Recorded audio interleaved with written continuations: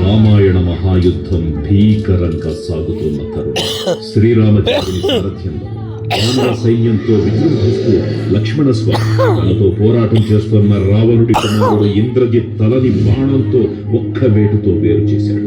ఇంద్రజిత్ మరణమన్న రావణుడు ఆవేశంతో ఊగిపోయాడు. ప్రతీకారం కోసం పాతాళ లోకాధిపతి తన సోదరుడు అయినటువంటి మహిరావణుడి సహకారం కోరాడు.